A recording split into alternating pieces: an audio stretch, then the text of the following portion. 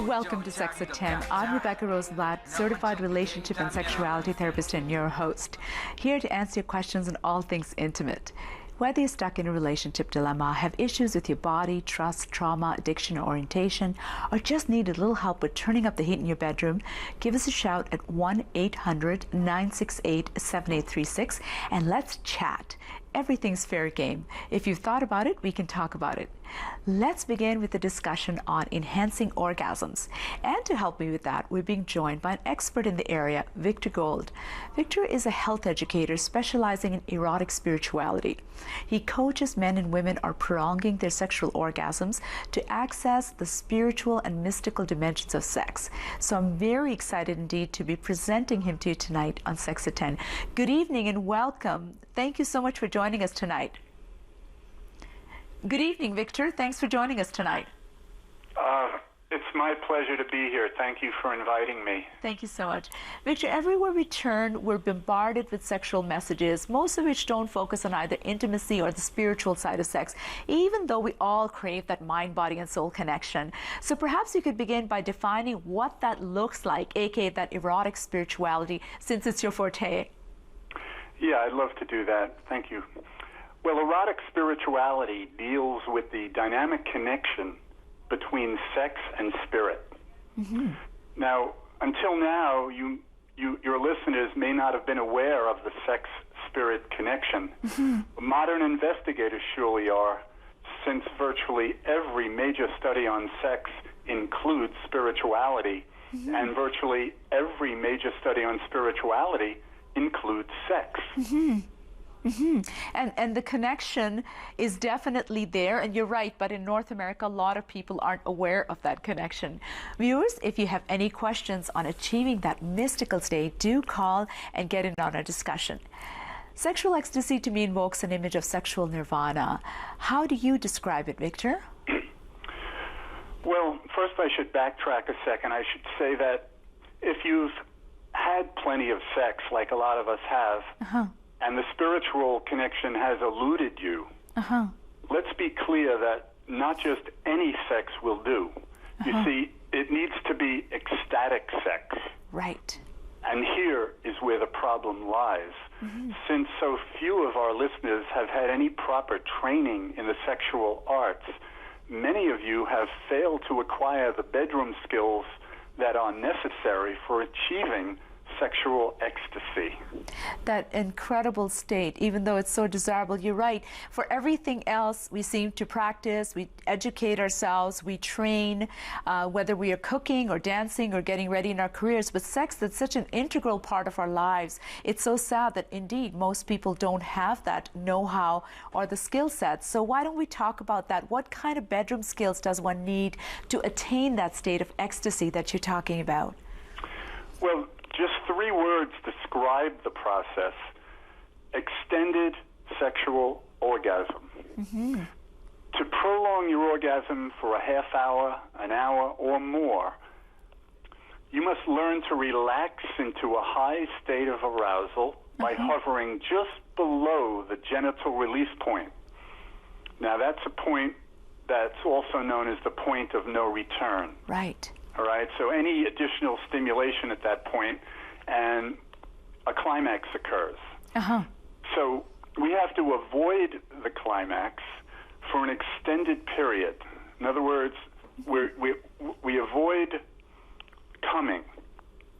So that may seem counterintuitive, but avoiding the urge to climax is essential for achieving sexual ecstasy. The arousal period must be extended before ecstasy arrives. So the body simply needs more time for the arousal to expand throughout the whole body.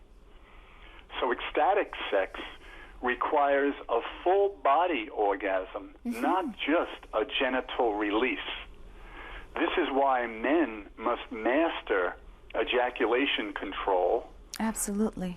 Also known as, we call it seminal retention. Right. It's a man's responsibility to extend the arousal phase long enough for his female partner to orgasm as often as she would like, because he is in service to her.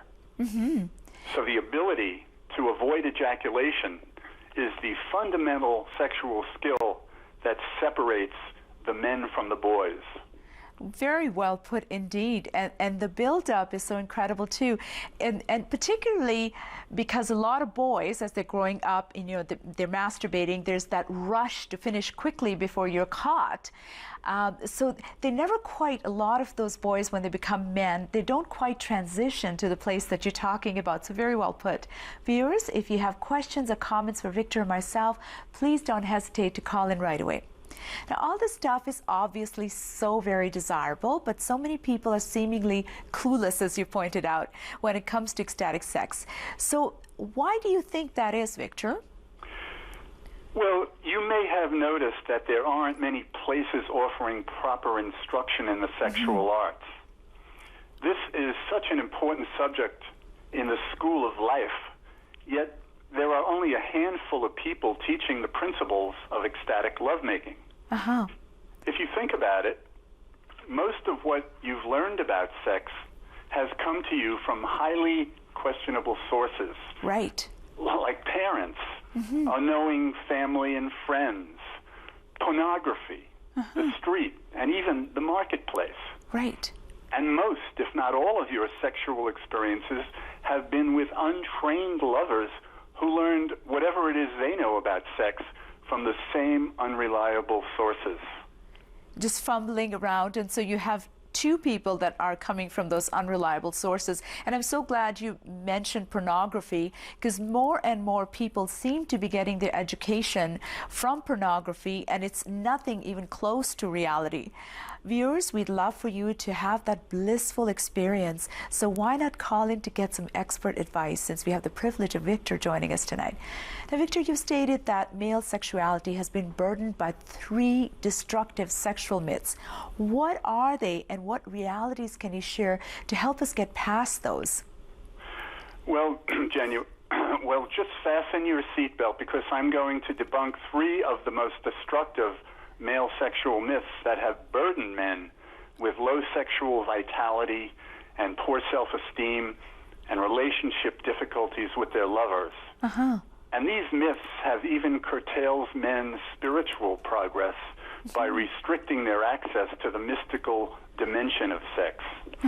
So sexual myth number 1 is that ejaculation is the highest expression of a man's sexual power. Now, nothing could be further from the truth.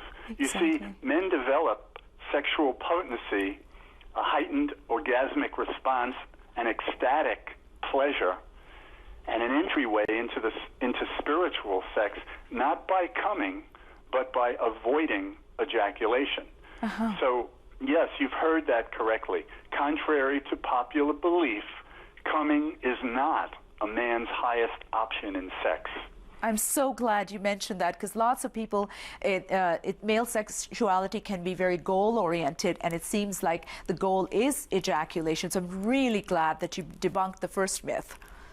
Yes, most of my early days as a lover, I thought, like a lot of men do today, that coming was my highest option. But it certainly has been proven to be false.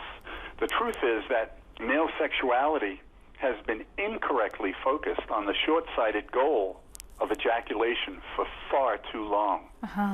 You see, for men, unlike women, a genital release is a negative phenomenon. With each ejaculation, men simply lose vital life force energy. And the limp penis symbolizes this loss of energy.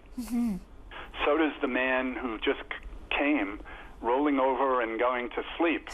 That's another symbol that reflects a loss of vital energy.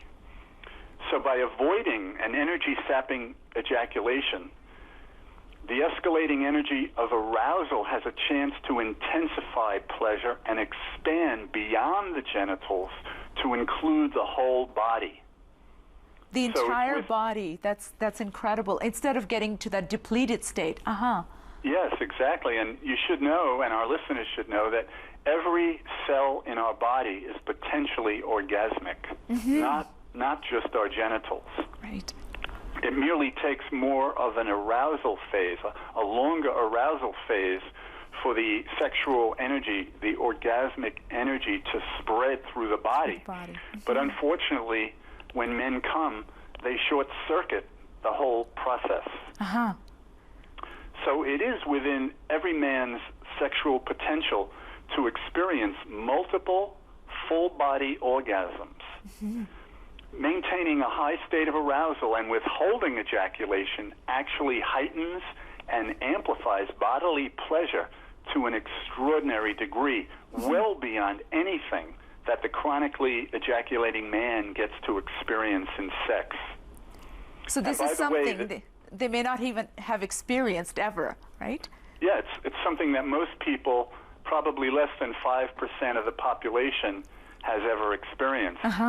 And by the way, the same phenomenon of foregoing a genital release in favor of something bigger, better, and more profound applies equally to women. So, sexual myth number 2. Male ejaculation is the height of a man's sexual pleasure. And again, I'm debunking that myth because calling male ejaculation the climax of pleasure is really just a bad habit. The brief, intoxicating rush of pleasure experienced when men come, no matter how intensely pleasurable the discharge may be, is far from the most blissful moment available for men in sex. Because of its brevity and the many undesirable after effects, coming is not the peak experience that we men have been conditioned to believe it is. The sexual potential for men is far greater than even the most explosive ejaculation. And bear in mind that whatever fleeting pleasure men experience in sex lasts only until they ejaculate. Thereafter, men enter a somewhat unappealing post-ejaculation crash when their sexual energy, their erectile capacity, their sexual desire, and even their immediate interest in their partner is greatly diminished. And to make matters worse, the penis does not take kindly to additional stimulation after it has shot its load. Absolutely. Because it just kind of goes into that state instead of maintaining the blissful state. Everything shuts down. And therein lies anything that's goal-oriented. Once you reach the goal, it's done.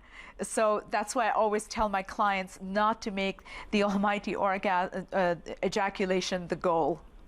Exactly. Well said. Very well said.